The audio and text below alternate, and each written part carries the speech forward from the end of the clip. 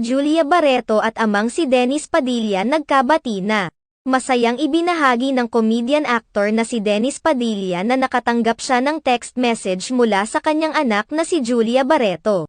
Sa isang panayam kay Dennis Padilla, inilahad niya ang kanyang kasiyahan at sa katunayan ay naging emosyonal pa umano siya nang mabasa ang mensahe ng kanyang anak para sa kanya. Hindi naman lingid sa kaalaman ng lahat na nagkaroon muli ng gap sa pagitan nina Dennis Padilla at kanyang mga anak kay Marjorie Barreto sa hindi malamang dahilan. Maging si Julia Barreto ay tikom din ang bibig kung bakit muli silang nagkaroon ng issue sa kanilang ama noong 2022.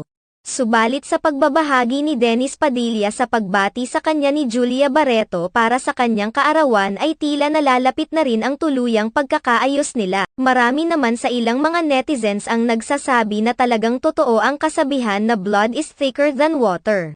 Matatandaan na noong February 6, 2024 ay nagbahagi ng mga larawan si Dennis Padilla ng kanyang mga anak kay Marjorie Barreto na sina Julia at Claudia Barreto. Sa caption, muling ipinahayag ni Dennis Padilla kung gaano na niya kamis ang kanyang mga anak.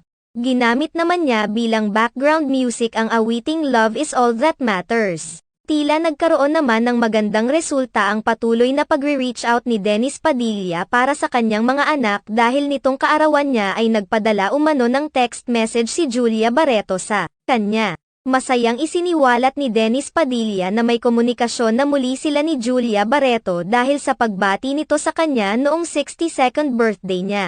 Sa isang video na kumakalat ngayon sa social media, makikita ang pagpapahayag ni Dennis Padilla na nais niyang maihatid si Julia Barreto sa altar kapag nagpakasal na ito. Subalit kung hindi man siya mapabibigyan ng opportunity na iyon ay nais na lamang niya na kahit ma-witness lamang ang pagpapakasal ni Julia Barreto. Hiling din ni Dennis na magkaayos na sila ng tuluyan, hindi lamang si Julia, pati na rin sina Claudia at Leon Barreto.